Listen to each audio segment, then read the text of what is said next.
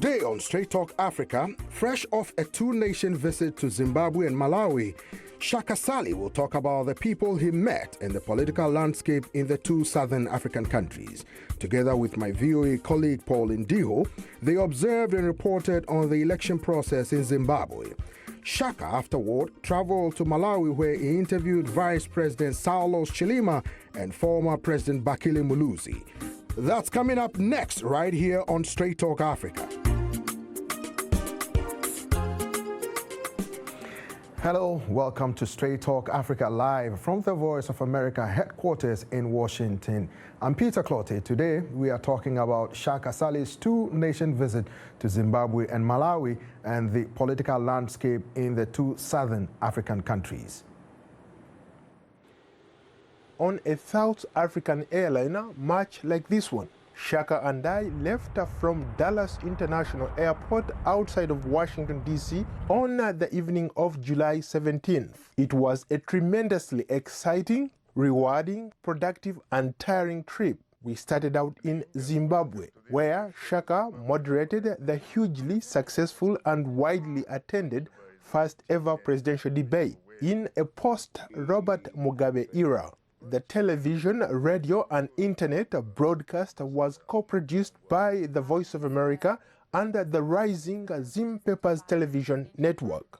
We covered political rallies for both the leading opposition party, MDC Alliance, and the ruling party, ZANU-PF. The general elections to elect the president and members of parliament were held on July 30th. On election day, Shaka visited different polling stations to witness the voting process, which was mostly peaceful. Journalists and observers were granted access to polling stations. However, deadly protests broke out after supporters of the opposition felt that the preliminary election results announced by the Zimbabwe Electoral Commission, ZEC, did not reflect their own exit poll tallying. But the final election results show that incumbent Emmerson Mnangagwa won last month's presidential election with 50.8% of the vote, while Nelson Chamisa of the MDC Alliance trailed with 44.3%. The opposition alleges that the figures were manipulated. I met with a Citizens Manifesto, a non-partisan coalition of young Zimbabweans representing various constituencies, civil society, faith-based organizations, youth and women who want to see a better Zimbabwe. My next step was Impact Hub Harare, a co-working space where change makers, social disruptors, impact innovators, and entrepreneurs interested in solving everyday problems gather to see their startups launched.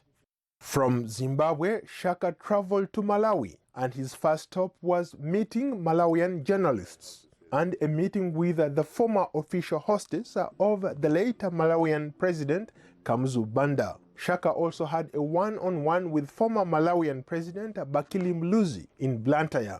Muluzi served as the first freely elected president of Malawi from 1994 to 2004. As Shaka would say, Muluzi is retired but not tired. He is involved with many charitable organizations. Shaka also conducted an exclusive interview with Malawi's Vice President, Saulos Chilima, who has expressed interest in running for the president in next year's election. Chilima, 45, a former chief executive officer of the mobile network operator Airtel Malawi Limited, left the ruling Democratic Progressive Party last month, saying that corruption in the government is at all-time high.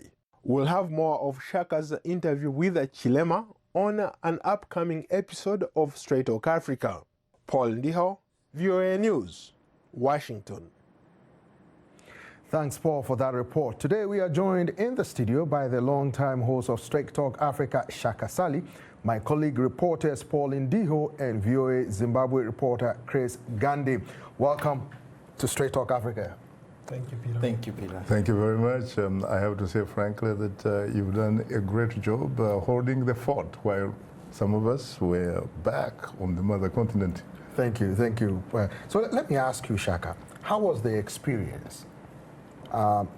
in Zimbabwe, particularly before the elections? Incredible, because some of us had never actually been to Zimbabwe. The only way we had been there, if I might say so, is through the media, so to speak. That is the only way we had access. And frankly, Paul and I couldn't believe that we happened to be in the Zimbabwean capital of Harare, which, by the way, is like a Swahili word, meaning it never sleeps. It's just like New York, Manhattan. Right. Now, it's interesting I say that because, frankly, the language they speak, especially Shona, and the language they also speak in neighboring Malawi, you can't believe it's just like Chinyarwanda, partly Luganda, partly Kiswahili rolled into one. Some of the adjectives, in fact, they are pretty much similar, mean the same thing. You can't believe that people actually had to walk from present-day Cameroon, and those people are called Bantu, and they pretty much populate the southern part of the African continent. Now, when I looked at Zimbabwe, honestly, I said, no, this cannot be a country that I understand and that I know has actually undergone Western social, economic sanctions, virtually ostracization, so to speak. And yet, things seem to be normal to me.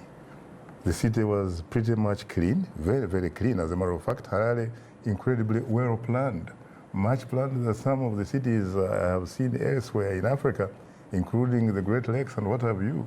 Harare, is a big player. And people were dressed nice, very warm.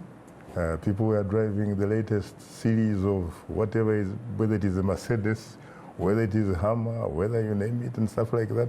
You can't believe it. I couldn't believe that I was, in fact, in Harare. Very peaceful, very warm, except, of course, as Paul indicated in his package, Wednesday, August the 1st. And in fact, that was the day that I was accompanying him to the Robert Gabriel Mugabe International Airport to, come back to Washington. That's when, of course, supporters of the opposition, especially MDC Alliance, Nelson Chamisa, they basically felt that they should be able to exercise their constitutional right, which is peaceful, sort of protest, if you will. But unfortunately, the state seemed to be in panic mood to the extent that they didn't feel comfortable having the police, for example, using water cannon and tear gas. Right. But instead, they actually, in addition, deployed military with live ammunition. That was an unfortunate incident. Let me come to you, Paul. How was your experience in Harare and the other places you visited in Zimbabwe? I was particularly impressed by the whole place. For example, the city, like Shaka mentioned, is very, very clean. The people are very disciplined. I've not been to an African city or country where people observe simple traffic rules. I was incredibly impressed by that. Not only that, the people are very cultured. They're very disciplined in a sense that they respect people. When they are talking to you, especially ladies, they even courtesy. I had the pleasure of being courtesied at almost every. I became a prince of some kind. So I found that to be very, very interesting. But as far as the elections were concerned, I thought that maybe I'll use a Hollywood analogy here. I thought that President Emerson Mnangagwa, General Chiwenga put a show for us. There was no police presence on the streets at all. No. The first 2 weeks that were there, zero police presence on the streets. Police showed up on the day after, on Wednesday, August 1st. That was when everything started happening. But before that, people would just stop at traffic lights, cross the street, cars go by, and nothing was happening. So I felt like they put on a show, and that show was co-produced by both men and produced by the EC chair, the lady who counted the votes. Let me come to you, Chris. You reported on the instances that led to the violence and before that. Yes. What caused the fracas? Because, as Shaka pointed out, it was peaceful. Some observers described the election as smooth. And then there was a delay somewhat in the announcing the presidential election, which most people thought was the main focus of the election. For the parliamentary and all that, they didn't much pretty care about it. They were focused on the presidential vote. Yes. Why the delay, and what culminated or what necessitated the violence in the first place? Basically, I think the delay, the so-called delay, because according to the laws of the country, the results are supposed to be announced within 5 days. And they were still within that 5 days. But what led to most of the people to start, getting impatient was the fact that the first 2 days or so after the election, the results were almost known because almost all the polling stations had, brought in their tallies. So it was just impatience because there was still time for the officials to make the announcement. And also to note is that, the opposition itself is saying that they were not responsible. So it was just a spontaneous kind of, reaction. But who deployed the military? Because I understand, yes. I understand the police were overwhelmed by the upsurge of so-called violent demonstration from the mass population.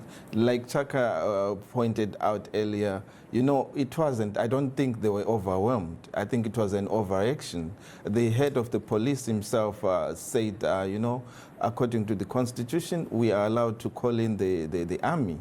And that's what they did. But as far as I could see, I think they could have, used water cannons, tear gas, and they could still have contained the crowds. But for them to use live ammunition, it's really, even the government itself has said that they were not responsible for that. So well, they have called for an independent investigation into what happened and all that. But Shaka, Nelson, investigation manned by who? That's a good question. Are they going to be the judge and jury? Well, it looks like it. My question is, Shaka, Nelson Chamisa and the MDCT Alliance have filed a petition in court officially challenging the outcome of the presidential election particularly. Realistically, what do you think the prospects are of them winning a favorable outcome from the court? First of all, you really have to go back and look at the political history of Zimbabwe as we know it. You have to ask yourself whether, in fact, they do have institutions that you would actually classify as independent. Right. Are they independent, in fact? Now, we also have to look at the fact that last year you had the military supporting, of course, then Vice President Emerson Mnangagwa, who is referred to as the crocodile by some people. They did something very historic.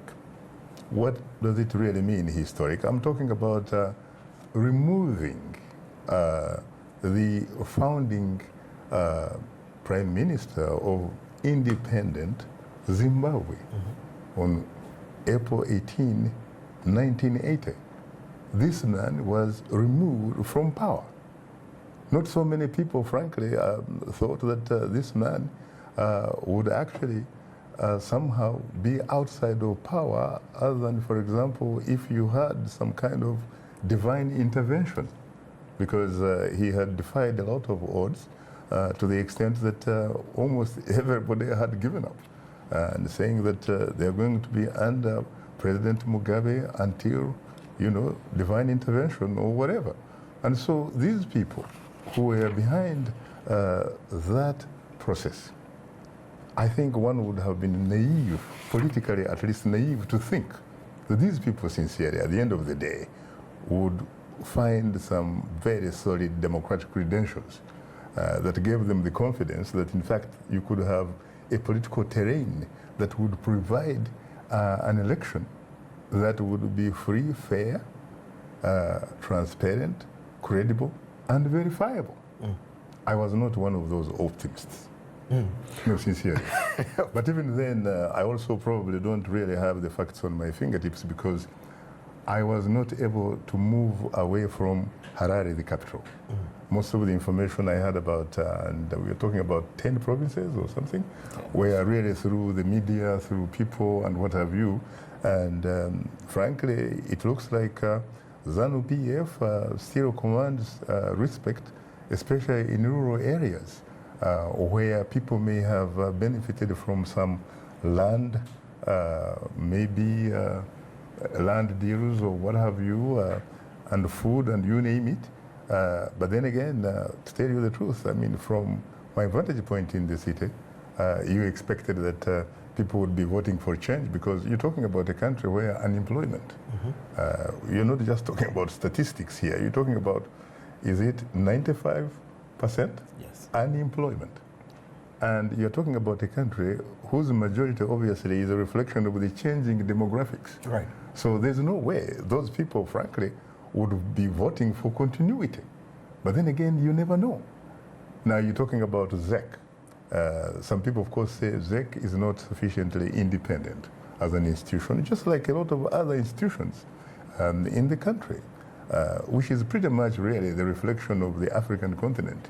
Very, very few countries, frankly, today, including your country, probably could claim to be, you know, politically mature to the extent that even incumbents can, in fact, get into the business of organizing and holding an election that they are actually willing to lose. Right. Concede defeat with grace, just like John Dramani Mahama did in Ghana. There are not many places that you can really expect that. So I'm not surprised that we are pretty much where we are. And then about the police. I was talking to some supporters of ZANU-PF, and they frankly said, to be honest with you, I said, why didn't you let the police do its job? You know, they said, you see, when you look at the manner in which, for example, the current people in power took power, they did not have a reason to trust the police. And so they didn't really give the police the benefits of the doubt, because you know as well as I do that the head of the former police, I think, was retired, and there are other people that have essentially been removed from office and what have you. So they did not really feel comfortable with the police. That's why they called in the military. As a matter of fact, a lot of observers say it's not just the military, it is one of the vice presidents, who happens to be General Constantino Chiwenga. Who did it? Who did it? That's what I say, but there's no evidence. Right. Paul, let me come to you before we go to a quick break. What was the experience like? You went in the street, you spoke with Zimbabweans. At some point, they were even complaining about no cash in the system. Tell us about the experiencing the Zimbabwean election. You know, as I was listening to Shaka, one thing that came to mind was Joseph Stalin. Joseph Stalin once said that it doesn't matter how many people show up to vote, but what matters is the person who counts the vote. Right. And that statement could not have been true in the Zimbabwean context. You had a lot of people. We talked to a lot of people on the streets. Everybody was for change. The fact that you could walk to an ATM or go to a bank and you can't withdraw money. Young people all over, they are not employed. Everybody that we talked to said, look, we are expecting change. This is the first time in the history of Zimbabwe that we are voting for change. And I didn't see that reflected in the results that were announced by the ZEC in Zimbabwe. I think you are being a little bit over there, Paul, because in fact, even some of the supporters of ZANU-PF, in fact, they said they were actually voting for change. And the catchword here is that for the first time since April 18, 1980, guess what? The name of Robert Gabriel Mugabe was not on the ballot. Or and even for them, Morgan that was change. All right, we'll take a quick break and we'll be right back. You are tuned into Straight Talk Africa. We'll be right back. Today's youth are not just the next generation of African leaders, they are today's leaders. And this is the time to invest in them. Today, not tomorrow. So let's connect. Let's engage with each other on issues that will transform our societies. innovation, leadership, entrepreneurship, things that you're doing to move the continent forward to make you the greatest generation that Africa has known. It's Up Front every Wednesday, 17:30 UTC, right here on the Voice of America.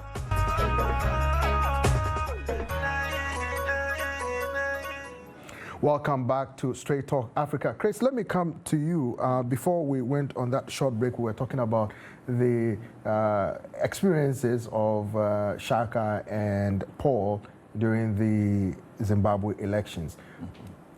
Some people were saying that the opposition focused their entire campaigns in the main cities, Bulawayo, Harare, and the rest. You know, forgetting that the rural vote counts. What happened? Yeah, but it's not exactly like they concentrated in the cities, because for the first time we saw them gaining some, support in the rural areas, which were sometimes considered no-go areas. But this time they managed. And when they went there in some places, the crowds were so unbelievable. That was in the rural areas.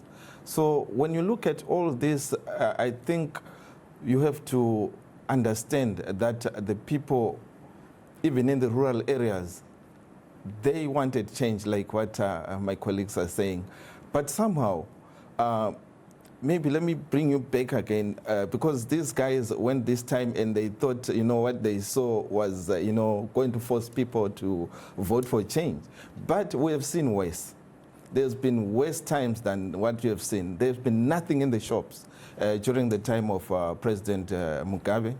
And people, surprisingly, you would see all that poverty, nothing in the shops, no money, the inflation shooting to thousands, but people going to vote for Robert Mugabe. That has happened before. So for now to say this appeared worse than it, this has been nothing. So I really don't understand how, you can base your assessment on the situation as it happened, as you guys saw it. Because there's been worse times, but people still have not changed the government. But Chris, okay, before you come in, Shaka, Chris, were you satisfied with the outcome of the election? And do you think that Zimbabweans repose confidence in the way the Zimbabwe Electoral Commission, or ZEC, administered the election in a free, fair, and transparent manner?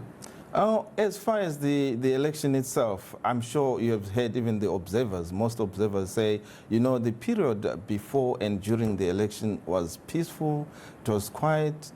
But of course, there are these questions that have arisen because of the petition that has been lodged by the opposition.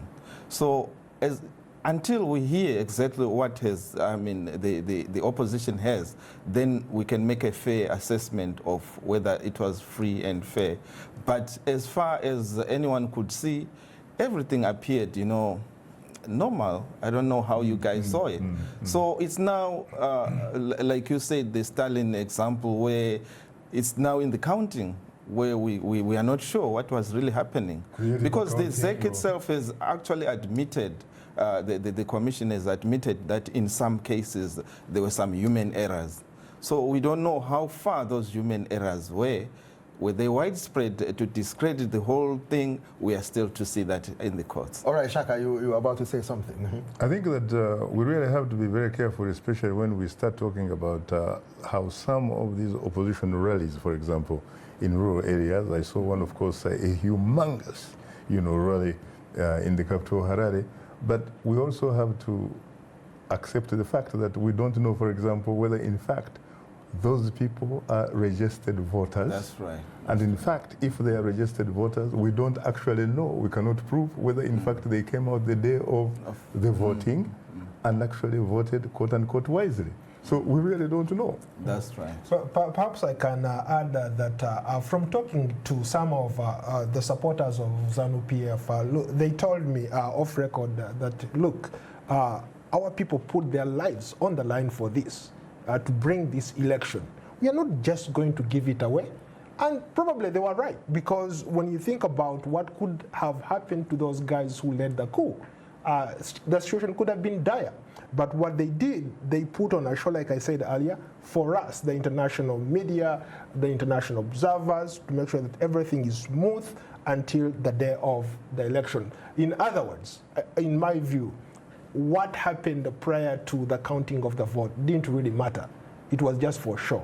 What happened, what we should focus on is how the process was done after the election, the counting of the ballots. That's where the focus should be. How it ended. So basically what you are saying is that whatever we saw, whatever we are part of, we are all just going through the motions. Hollywood. And what about the, the judicial system? To what extent is it in fact independent, so much so as to probably actually come up with an independent decision? Is it quite possible that even the institutions themselves, all they can do, frankly, is take you through motions? Because let's face it, you do have 3 independent organs of government. You have the judiciary, obviously, which is headed by a Chief Justice, an incredibly well-educated individual and a good civil servant. And then you have the legislature, which is headed by a speaker. But is it quite possible that those 2 institutions, in fact, at the end of the day, in political reality, they may in fact be subordinate to the executive, which is headed by a president, Emerson Mnangagwa?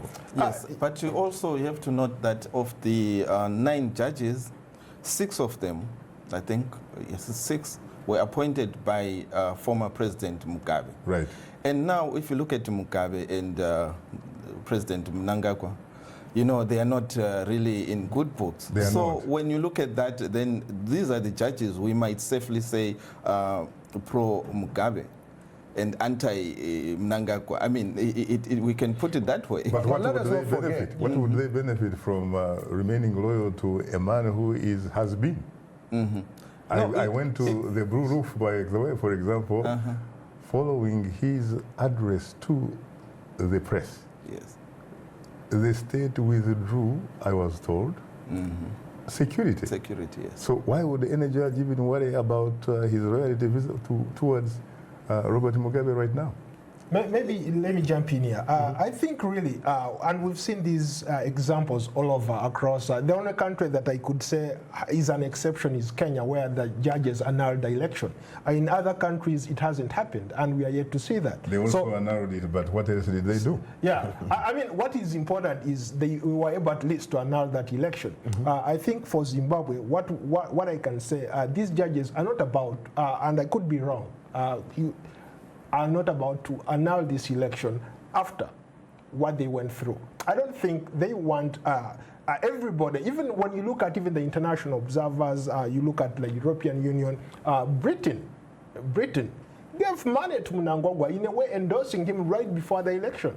So there was this semblance of accepting the guy as the guy who can lead this country to a better tomorrow, a better Zimbabwe. So I would be surprised, I would be shocked that the judges in Zimbabwe can annul this election. But Chris, if I may ask you, Emerson Mnangagwa, before he was kicked out by President Robert Mugabe, was the right-hand man. He was the vice president, so he is not alien to these judges, as you clearly pointed out. Yeah, he's not, but the situation after Mugabe was kicked out has changed. They were comrades, they were, but the situation thereafter, Mnangagwa has tried, to accommodate Mugabe. There's a lot of things he could have done or said. Remember even the poison, when he was allegedly poisoned, all that was just put aside. I don't know how he has managed to sort of, just say to Mugabe, he's just an old man. The other time he was saying, let's just forgive this man because, he's old and some of the things maybe just said and he's not serious about that. But we know very well that Mugabe himself is really bitter.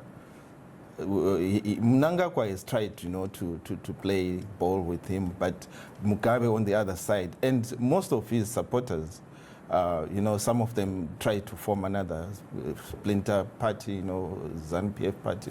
They didn't do very well. But you can feel that there's tension between these two. A reminder that we'll appreciate all the audience feedback. Straight Talk Africa streams live every Wednesday on Facebook, and you can also watch us live on your mobile device. Just download the VOA mobile app. Now let's look at what's on tap for next week's program.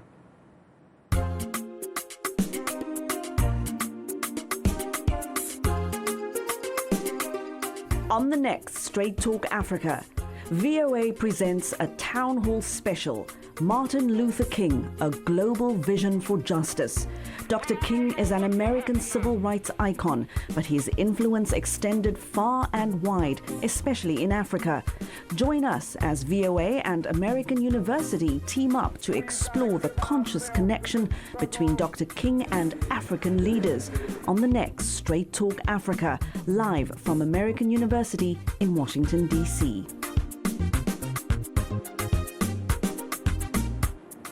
Today we are talking about Shaka's two nations visit to Zimbabwe and Malawi. Together with VOA reporter Paul Indiho, they observed and reported on the election process in Zimbabwe. Also with us today is VOA Zimbabwe reporter Chris Gandhi, who was there for the elections. Now, Shaka, after visiting Zimbabwe, you traveled to Malawi, where you interviewed Vice President Saulos Chilima and former President Bakili Muluzi. I gather that you have decided that you would like to be the occupant of the highest office in the land come next year. Yes, but perhaps to say that the people have said so and have agreed. In what way? Has there been a referendum or something of that sort? Not a referendum, but they've been calls by different people for me to participate. So I've said it's fine. I'll respond to their call very positively and participate in the race next year. If I understand you correctly, Mr. Vice President, are you saying that this was not your initiative, but rather that in fact you reacted or responded to people who drafted you? Yes, it's true that I personally had no intentions to contest, but people saw certain qualities in me that they thought qualified for the top office. And you know, the calls have been going on for the last couple of months. Let me come to you, Shaka. You conducted an interview with Malawi's Vice President Saulos Chilima, who expressed interest in running for president in next year's election.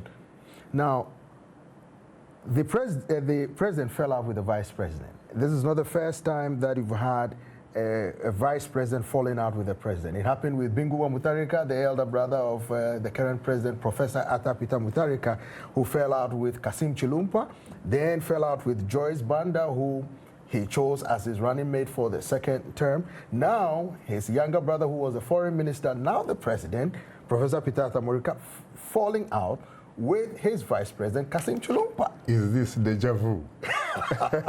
Interesting. So what was your take when you interacted with him? Well, first of all, to be very honest with you, I have to tell you that the man is incredibly popular. A lot of people told me he is the man to watch come May next year. I found him an incredibly, of course, intelligent man, a man who combines, of course, his time in the public sector. Essentially, he's a businessman, and he's also earned some experience as a politician.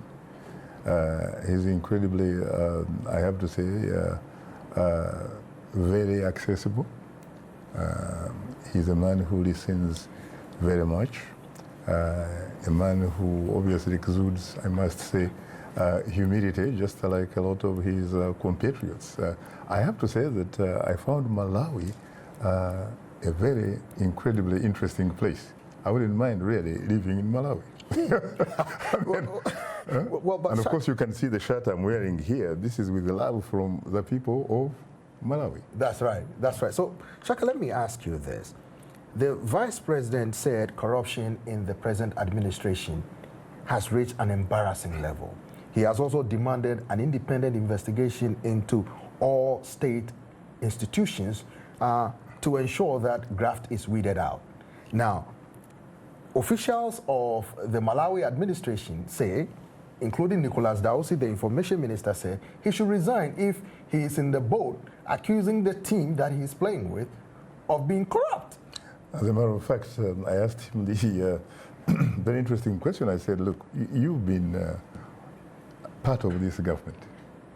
If there was corruption and what have you, you should probably feel very comfortable also taking credit, because let's face it, what did you know about corruption and when did you actually know it?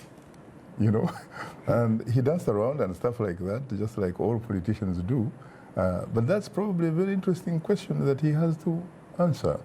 But as you know, again, in Africa, for the most part, the watch, I mean, the buck stops with the president.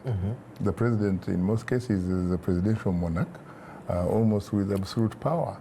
That is why, in fact, when in a lot of African countries there are elections, opposition parties don't pretty much care about members of parliament and what have you. They basically want to be the president, because the president seems to really have everything that one needs or requires in order to be powerful. You know, Ndugu, aides of the president said that President Arthur Peter Mutharika gave Salos Selima the chance to present the evidence he has about the corruption that is in the administration, and they've still been waiting. Now, Salos Selima, the vice president, has gone on record to say he will name and shame at the launch of his new movement, that he will name and shame. They said they are still waiting for the naming and shaming of those who are corrupt in the administration. What is holding him back? Well, I don't know. He would obviously be the best person to answer that question. But I have to say, frankly, that, look, time is on his side. Because let's face it, the government, in a way, has also not managed that issue of corruption well, because it reached a point where I think it's sort of admitted that certain things like that actually happened. And let's face it, when it comes to the bribe, or whether you call it a bribe, or money that went to the incumbent ruling party, for example, it is only one person, from what I saw, who was the signatory to it, and that was the person in charge of the political party, who happens to be also the president of the republic. So Shaka, now looking at the political landscape in Malawi, I understand Salo's decision to launch his own party has disrupted the dominance of the DPP, the ruling party, the main opposition Malawi Congress Party, or MCP, led by Chakwera, and now he's like the new kid on the block. He is the new kid on the block. I have to say, frankly, that I tried as much as I could, at least to have some access to the president. So I would have a chance to ask him some of those questions. But I was not able to do that. I was able instead to meet one of the most powerful presidential aides, a man that you know very well, and he knows you very well. By the way, you are an incredible star in Malawi. You just talked about with anybody who is who in Malawi. And frankly, you deserve credit, because let's face it, you're talking about Malawi, a country that is very traditionally conservative and very British. Where the BBC obviously is the radio of choice, or television and stuff like that, but your name is right there. Thank you. You've done a very good job. You have to be very proud of that. Thank you. And yes, I have to say that Straight Talk Africa is not a stranger in Malawi. So there were occasions, of course, when people wanted to take pictures with me and all that kind of stuff. They couldn't believe that I was on their territory. Yeah, I'm told that this man is very, very popular, especially tapping into what they characterize as disadvantages on the other side. You see, the president, almost like me, lived outside of his country physically for more than 40 years. And most of those years were in the United States and all that kind of stuff. And he seems to be sometimes uncomfortable communicating in the national language, Kichewa, I was told. I did not talk to him to find out exactly that, but that's what a lot of people talked about. And so probably it's quite possible that he may have problems, somehow having unfettered access to the prospective voters in terms of how he's able to communicate his message. But on the other hand, I had him, addressing a rally in Muzuzu, where in fact I wanted really to go because I wanted to see a very distinguished former professor at Makerere in English called David Rubadidi, the man that wrote a book that I really liked so much when I was a kid called No Bride Price. And he also has the privilege of having served his country as Malawi's permanent representative to the United Nations. First in 1964 when Malawi attained its political independence from Britain, and then he joined the rebels, those who were rebels supposed to be opposed to then strongman Malawian founding president, Dr. Hastings Kamuzu Banda. That's right. So, well, Shaka, you also conducted an exclusive interview with Malawi's former president, Bakili Muluzi, in the commercial capital, Blantyre. Let's take a listen. You had the dubious privilege or opportunity to demolish that life presidency. How did it feel, really? Well, that's why if you ask me the question, what is it that you feel that you achieved? To bring democracy in our country, that means we satisfied. What would you say was perhaps the single most important decision that you made during your presidency? The one that makes me very proud is to say, let us fight dictatorship to bring democracy. That's the one. Well, Shaka, you spoke with the former president, Bakili Muluzi, right there. What were your impressions after speaking with him? Does he still matter in the political landscape in Malawi? Of course, his son, Atupele Muluzi, is the presidential candidate, although he's a cabinet minister in the current administration. He's the cabinet minister, he's the minister of health, as a matter of fact, and he's very proud of the fact, at least from what he said to me, that he's able at least to provide service delivery to the Malawian people. Right. I have not done sufficient homework to find out whether, in fact, he's right. But it looks like, yes, he of course inherited his father's political party. And I had an occasion to attend one of the rallies where he spoke Kichewa. And I remember him saying, Zuka Malawi, Zuka, Zuka Malawi, Zuka. You know, in my mother's language, Zuka is almost like saying wake up, right, or rise up. You know, things like that, which pretty much means the same thing in the Kichewa in Malawi. You never know. There are rumors, for example, that he could probably, in fact, become the incumbent president, Professor Peter Mutharika's running mate, come election time next year. Who knows? He did not tell me that, but those are the rumors downtown Lilongwe and Blantyre. Well, I understand with the UDF party, the party he inherited from his father, Atupele inherited from his father, Bakili Muluzi, that Bakili Muluzi still pulls the string in the party, and that since he is the kingmaker, he could call the shots because he happens to be a close friend or an associate to incumbent president, Professor Peter Mutharika. I think like all former presidents, especially when they are still alive, they tend not to really unruffle things. They tend to be supportive of whoever is in office. And, you know, I think that Bakili Muluzi, at this point in time, doesn't see any particular reason, for example, why he would go out publicly against the incumbent president, Peter Mutharika. I think their relationship is very cordial, no question about it. And he even tried, actually, for me to access the president so that I could have an interview. But unfortunately, they found that the president's schedule was pretty much very, very tight. Conflicting schedule. Very conflicting schedule. So we probably may have an opportunity to host the president when he comes to the United Nations General Assembly next year. That is at least the sort of agreement that we have with your friend Bright. Bright. All right. You are tuned into Straight Talk Africa. To participate in our conversation, please call us at 202-619-3111 and the U.S. country code is 1. We'll continue our discussion in just a moment. Stay with us. The lyrics could be French, English, Portuguese, Bantu, Arabic. It is the beat. The African beat that counts. The beat does all the translations. It cuts across all languages and gives us the understanding that this is the African beat. It is so distinct and adhesive. It binds us together. African beat on the Voice of America. For more information, visit our website at www.voanews.com/AfricanBeat. If you like today's show, please write and tell us what you think or give us some suggestions. Be sure to tell us what station you're tuned into.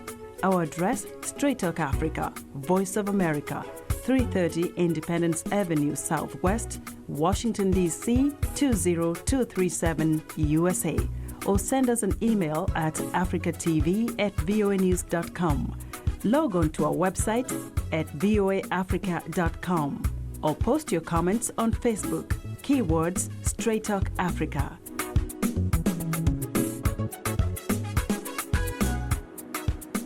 Welcome back to Straight Talk Africa. Before we went on the break, Shaka, you were talking about your interaction with former President Bakili Muluzi, a prominent figure in Malawi. But did he speak with you about life after the State House, after serving his 2 consecutive terms in office?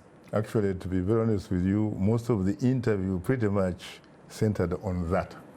And he said that he is very, very honored and pleased to at least the fact that the Malawian people gave him an opportunity to serve them.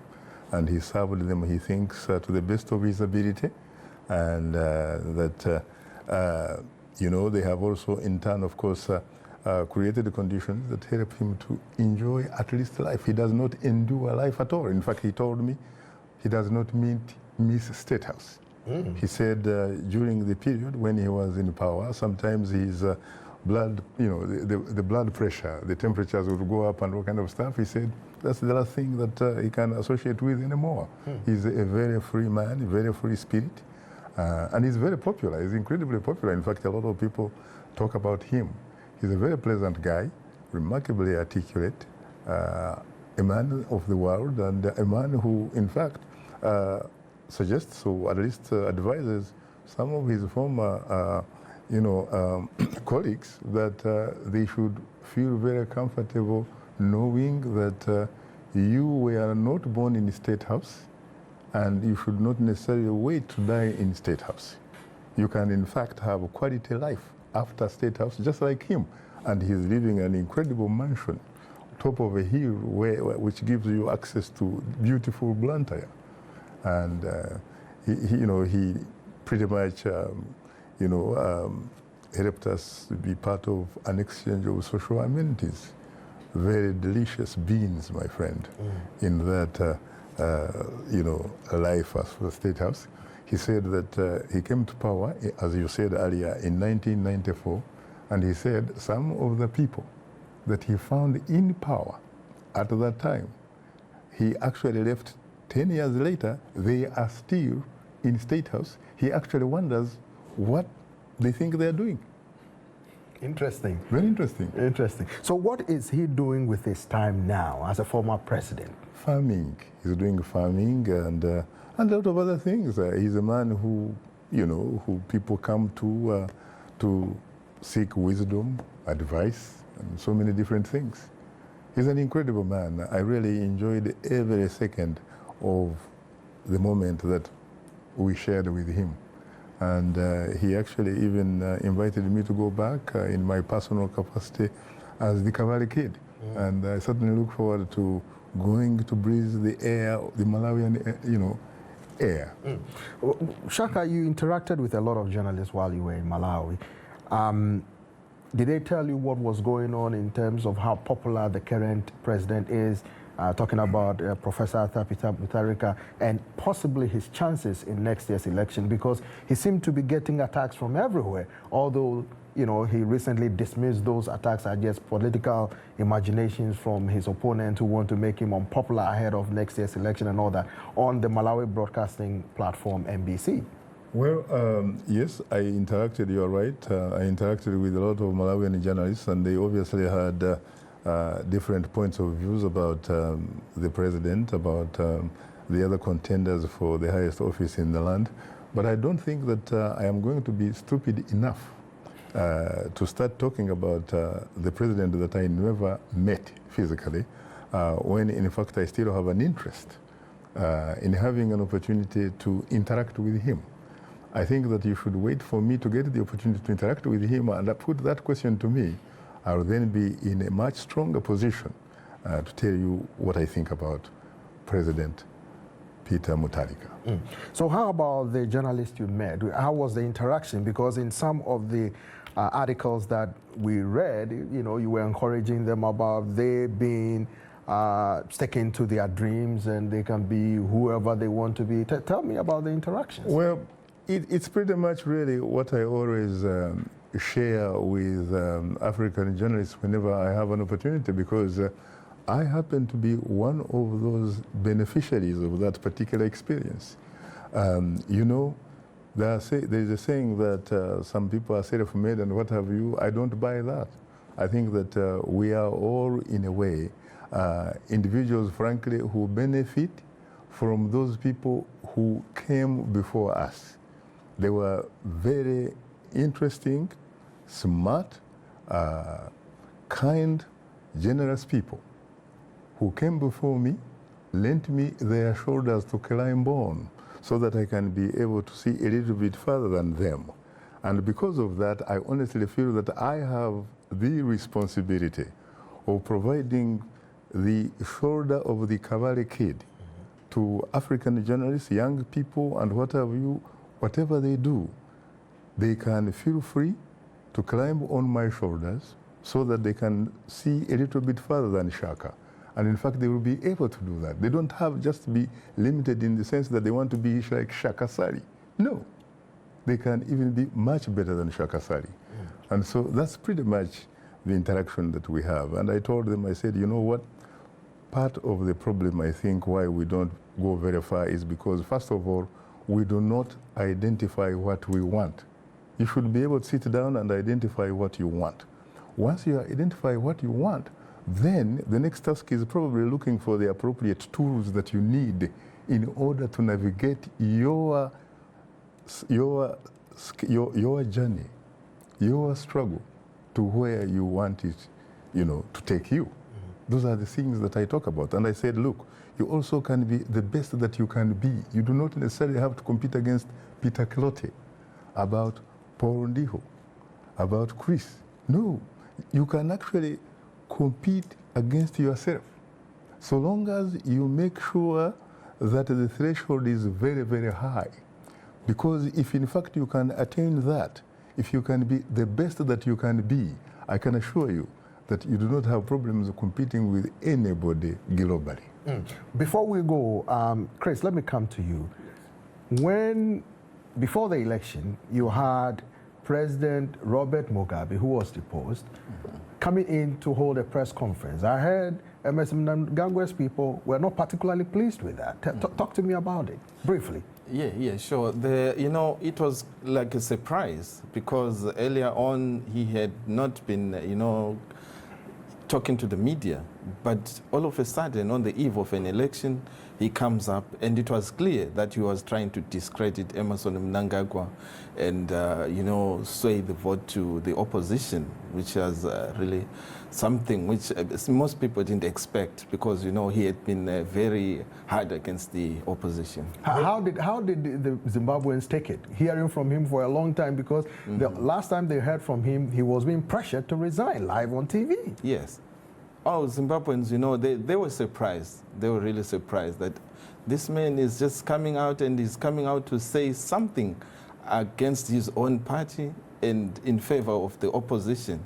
And some people actually think that discredited the opposition because now some people are saying, no, how if we're going to vote for the opposition, it's just as the same as voting for Robert Mugabe. Before you go, is that it wasn't so much that he had the opportunity to address the press conference really, but rather that he had the audacity, for example, to tacitly endorse Nelson Chamisa. Yes. So Paul, how was the feeling when you were there, witnessing what was going on, the dynamics, looking at President Emerson Mnangagwa campaigning, and the fact that he's being hotly challenged at that time by Nelson Chamisa, a 40-year-old, and all that? Talk to me about it. It was remarkable in a sense that Emerson Mnangagwa appeared to be human for the first time. We were used to seeing him as a guy who just came and took over power. So we had not seen that human side, him trying to connect with people. And by the way, he's not a great speaker, but he knows he has that charisma. He's a very charismatic guy. He knows how to connect with ordinary people. And that's why, like Chris said earlier, he was able to gain a lot of support in the rural areas because people connected with him. Not particularly with his message, but they connected with the personality of Emerson Mnangagwa. And I think that's commendable on his part or his party that they were able to do that. Well, Shaka, you attempted to speak with former President Robert Gabriel Mugabe. What happened? And in fact, even incumbent president Emerson Mnangagwa. Right. And I had actually been given the green light to access both, but it never happened. And I think, frankly, what undermined it probably were the events of Wednesday, August the 1st. From that time, it didn't look good at all. Yeah. Wow. But did they assure you that possibly in the near future you could have an opportunity to access both men? You know what? I am one of those guys that for some reason I have come to believe that you do not count any chickens until they are hatched. Chris, let me come to you. Before the election, during the campaigning, there were some bombs that went off. All kinds of allegations were made during Emerson Mnangagwa's campaign, the ZANU-PF campaign. Yes. What happened to people who allegedly were behind it, and have they been able to investigate thoroughly to find the masterminds or perpetrators? Although the allegations that some possibly members of ZANU-PF did it, factions of President Mugabe's people? Yeah. Just last week, President Emerson Mnangagwa revealed that they have the names of the culprits and they're going to deal with them. He said deal with them. So we don't know whether they're taking them to court or the dealing part of it, but he says they have the names. So we're expecting to hear that after the elections, but maybe because of the court challenge now, we'll see, but that's what they've said. Ndugu, briefly before we go, your thoughts on Zimbabwe?